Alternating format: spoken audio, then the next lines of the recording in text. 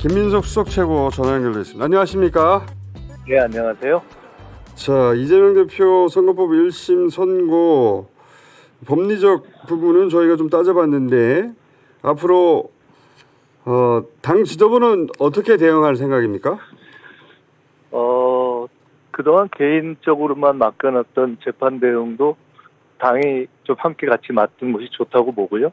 그렇게 할 생각이고, 그리고 뭐 그것과 상관없이 정권 교체 민의는 확고한 대세이기 때문에 그것을 향한 1차 과제로서 김건희 특검 문제에 대한 집중력을 더 강화하겠습니다. 이 언론에서는 이재명 1국 체제가 흔들린다 이런 보도가 꽤 많이 쏟아졌는데 실제 당내 분위기는 어떻습니까? 선거 후에? 전혀 그렇지 않은 것 같습니다. 그거는 지도부라서 그렇게 말씀하시는 건가요? 아니면 실제 의원들을 훑어보면 그렇습니까? 실제 의원들도 그렇고 당이라는 게 일단 과거의 문법과 다른 것이 당원들의 바탕이 워낙 강하지 않습니까? 네. 총선 결과도 그랬던 것이었고 앞으로의 정치도 그런 것이었고 그 부분의 변화가 없고 오히려 더 결집력이 강해졌기 때문에 지금 이러한 뭐 어차피 이재명 대표에 대한 기소 상황 자체를 다 예상한 후에 당원들도 있었고 모든 당의 기초가 쌓여 있는 것이어서 그에 대해서는 뭐 일체의 변화가 없을 것이다 이렇게 보고 있습니다. 그러니까 이재명 당대표 체제는 흔들리지 않을 것이고 이때까지 해왔던 일을 계속 해나갈 것이다 이런 취지시네요? 일단 분명한 것은 정권 교체 대세가 우리가 놓치면 안 되는데 대세가 더 강해지고 있습니다. 그리고 그 정권 교체 대세의 중심에 이재명 대표가 서 있다는 것은 그야말로 부동의 사실이기 때문에 사실은 변화할 것이 없다고 봐야죠. 이 선거 결과가 아니라 재판의 과정이 어찌하든 또 당의 결집력은 저는 더 강해질 것이라고 보고 있습니다. 근데 이제 또 다른 1심 판결, 위증교사 건 1심 판결이 25위에 있는데 이 재판을 어떻게 전망하십니까? 글쎄요, 이번에 워낙에 그러니까 합리와 상식을 벗어난 판결이 나와서 너무 이제 좀 황당하게 느끼고 있는 상황인데 그렇다고 해도 저희가 뭐 합리와 상식에 기초한 판단은 버릴 수는 없는 것이니까요. 그 1심 결과가 선거법 결과가 이렇게 나오면서 오히려 이건 너무 좀 엉뚱하다, 너무 비합리적이다라는 얘기가 나오는 것처럼 지금 위증교사와 관련된 기소도 기소 자체에 있어서 본인이 그야말로 10여 차례 한 얘기를 짜깁기 한 것에 기초한 기소여서 그 또한 저희는 기본적으로는 애초에 문제가 없다는 판단을 유지하고 있습니다. 자, 이게 이제 결국 그 이재명 대표를 선거에 못 나오게 하려는 건데 대선에 대선보다 대법이 빠르냐 대법보다 대선이 빠르냐 이거 아닙니까? 글쎄요, 그게 뭐 이게 이번 1심 판결을 보면서는 이게 도대체 무슨 감정인가 이런 생각이 들었습니다. 저한테 어떤 분이 서울법대 나온 판사 맞아요 이러더라고요. 그러니까 뭐 법리 이런 걸 다 떠나서 잠깐 법리 문제를 뒤로 하더라도 떨어진 대선 후보에 대해서 이게 무슨 선거운동 하다가 한 것도 아니고 국감 답변한 걸 가지고 보도 듣도 못한 징역형을 때린 경우는 지금 말씀처럼 그냥 이 사람과 이 정치 세력을 아예 그냥 정치 못하게 하자, 끝내자 뭐 이런 생각을 하지 않고는 할 수가 없는 거 아닙니까? 그렇죠. 그래서 도대체 뭐지? 하고 저희가 좀 너무 황당한 건데 이게 뭐지? 이게 감정이야? 이게 뭐지? 하는 거여서 상식적으로 생각할 수 있는 어떤 범주를 벗어난 것이라고 보고요. 조금 전에 말씀하신 뭐 판결이 먼저냐 선거가 먼저냐 뭐 이런 차원이 아니라 제가 이 말씀을 한번 드리겠습니다. 제가 얼마 전에 국민의힘의 거의 최고위급 TK 출신 정치인을 한번 만난 적이 있는데 그때 그분이 이렇게 얘기하더라고요. 아니 대장동 수사를 100명 넘는 검사가 몇 년 동안 했는데 단돈 이런 비리 밝혀낸 게 없는데 뭐 이런 거 갖고 기소를 하냐고 자기는 얘기를 했다. 그리고 트럼프 그때는 대선 당선되기 직전이었습니다. 근데 될 것 같은데 그거에 비춰봐도 법적 쟁점이 100분의 1도 없는 거 아니냐. 뭘 이런 걸 갖고 기소를 하냐 하는 얘기를 그쪽에서 하는 걸 들으면서 뭐 저희가 그것에 대해서 뭐 그 말에 뭐 맞장구를 치고 이런 차원이 아니라 결국은 법리는 법리대로 판단하지만 최소한의 상식과 균형이 있는 것인데 그것이 너무 허물어져서 하여간 지금 약간 황당한 그런 상태의 느낌을 그대로 가지고 있습니다. 일반 국민들도 그게 너무 황당해서 오히려 이재명 대표가 십자가에 못 박혔구나. 그래서 사법살인이라는 말이 설득력을 오히려 얻게 되고 못 박은 사람들이 가해자가 돼서 그들이 원하는 대로 되지 않고 실제로는 이재명 대표의 존재감과 영향력이 더 커진 거 아닌가 이렇게들 생각하고 있는데 아까 말씀에 이제 일극 체제가 흔들리는 거 아니냐 이렇게 흔들리는 거 아니냐는 관측이 있다 이렇게 말씀하셨는데 일극 체제라는 말 자체에도 원래는 저희가 동의하지 않지만 그 일극이니 뭐니 하는 것이 현재의 어떤 당의 정권 교체를 향해 가는 큰 대열의 안정성을 말씀하시는 것이라면 저는 그것이 혹시 뭔가 변화가 있을 거라는 기대를 하고 개인적인 어떤 정치 행위를 혹시 펼쳐가는 정치 개인이나 세력이 있다면은 아마 이미 어려워져 있을 것이고 앞으로 더 어려워질 것이다 이렇게 봅니다. 저도 그렇게 생각합니다. 예.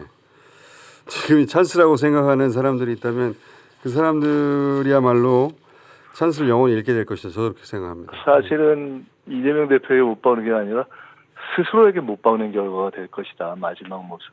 이렇게 저는 봅니다. 그렇죠. 근데 당이 이제 앞으로 어떻게 대응할지가 궁금한 것인데 지금으로서는 집회는 그럼 계속 합니까? 집회는 아마 오늘 결정을 할 텐데요. 대략 이번 주 토요일까지는 이제 왜냐면 바로 다음에 28일에 지금 이제 재의결이 예정되어 있기 때문에 그때까지는 이렇게 서울에서 전국적으로 다 모여서 하는 집중 집회는 민주당 단독이건 아니면 혹시 시민사회의 집회가 있다면 저희가 결합하는 형태건 하는 것이 맞다 하는 공감대가 있습니다. 그 후에는 과거처럼 가령 뭐 지역으로 이렇게 좀 흩어진다든가 하는 게 있을 수 있는데 일단 집회는 할 것이고요. 그리고 의원들이 아마 지금까지는 국회 이제 안에서 로텐데홀 이런 데서 농성을 했는데 서울시당 같은 경우는 이제 홍보 차량을 갖고 서울 전역을 의원들과 함께 도는 계획이 이미 이번 주부터 시작이 됩니다. 아마 타 시도당도 그런 것이 있지 않을까 싶고 그런 홍보전 등등이 더 적극적으로 확대될 거라고 보고 있습니다. 자, 만약에 이재명 대표 그 두 번째 재판에서 또다시 그 유죄가 나오면 어떻게 합니까? 뭐 당모가지를 비틀어도 정권 교체는 하는 것이고요. 그다음에 뭐 1심 결과는 이미 사실은 다음 것에 대해서 크게 저희들이 뭐 가정을 할 필요가 없는 것이 이미 이번 지금 첫 1심 결과가 저희들이 생각한 걸 뛰어넘을 만큼 안 좋게 나왔지 않습니까? 예. 그래서 어차피 이것들을 다 하나하나 따박따박 시정해 간다는 입장이 서 있기 때문에 그 다음에 뭐 또 문제들을 갖고 하나하나 개별 가상을 할 필요는 없는 것 같습니다. 하긴 이번 거 하나만 가지고도 10년 박탈이죠. 그렇죠. 예, 그렇기 때문에 철저하게 오히려 이를 딱 악물고 확실하게 무죄를 다 받아내는 싸움을 아주 따박따박 제대로 하겠다 이렇게 생각하고 있습니다. 이재명 대표는 어떻게 받아들입니까? 옆에서 항상 대화를 많이 하시던데. 저는 사실은 이제 그날 그 당일날 저녁에 저희들이 이제 모여서 대표가 주재하면서 같이 이렇게 회의도 하고 그다음 또 날에 대한 것도 차근차근 준비를 하고 또 당일 집회에서 연설을 대표가 하는 모습을 보면서 사실은 좀 안심했습니다. 그러니까 이재명 대표도 제가 전에 가끔 그런 말씀을 드린 적이 있는데 저번 칼테러 이후에 달라졌고 과거의 이재명이 아니고 당의 지도부도 과거의 지도부가 아니고 당도 과거의 당이 아니고 그래서 저는 굉장히 안정되어 있다. 그래서 일단 이재명 대표 자신이 이 문제에 대해서 안정감 있게 풀어갈 것이다 이렇게 보고 있습니다. 알겠습니다. 오늘 여기까지 듣겠습니다. 감사합니다. 네, 감사합니다. 김민석 수석 최고였습니다.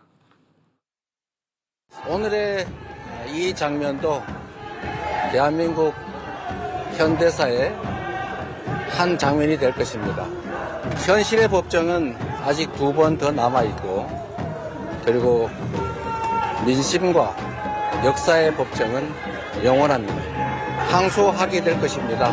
기본적인 사실 인정부터 도저히 수긍하기 어려운 그런 결론입니다. 우리 국민 여러분께서도 상식과 정의에 입각해서 판단해 보시면 충분히 결론에 이르실 수 있을 것입니다.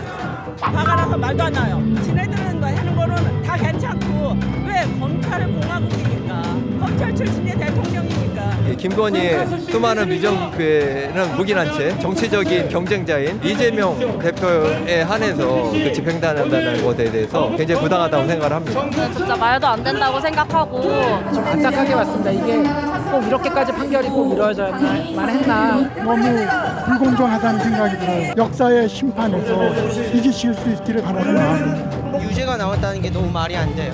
정말 분노했습니다. 잠이 안 왔어요. 야당 대표 이재명 죽이기에 가장 대표적인 거잖아요. 정의가 사라졌다?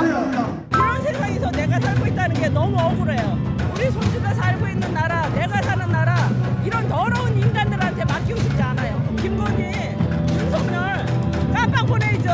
3년은 너무 길다 아니에요. 3시간도 너무 길고 3초도 너무 길어요. 분노를 감출 수가 없어서 집에 있으면 안 될 것 같아서 나왔어요. 요즘 최근에 국정농단을 보면서 지켜볼 수만은 없다는 생각으로 애기들이랑 같이 한번 참여하게 되었습니다. 너무 안타까웠어요. 없는 죄악은 마치 있는 것처럼 만들어가고 있는 죄악은 쳐다도 안 보는 듯한 이런 불공정한 사회가 바로 잡혔으면 좋겠어요. 고3 아들이 있어가지고요. 못 나오다가 이제 끝났으니까 시험 끝나서 이제 친구랑 같이 오게 됐습니다. 23살 청년이 나왔는데 박근혜 때도 나왔는데 지금 나왔다는 게 너무 미안했어요. 그런 게 또 다시 반복되는 게 너무 속상했고 말도 안 된다고 또 생각을 하면서요. 제정신이 아닌 것 같아요. 김건희, 윤석열 둘 다 내려와서 근직하자! 너네들의 집은 거기야. 용산이 아니야. 빨리 내려와 주셨으면 합니다. 이제 그만 좀 하시라. 능력이 없으면 빨리 내려오든지 정말 못 살겠습니다. 나가주세요. 제발 대한민국에서 나가주세요. 제발.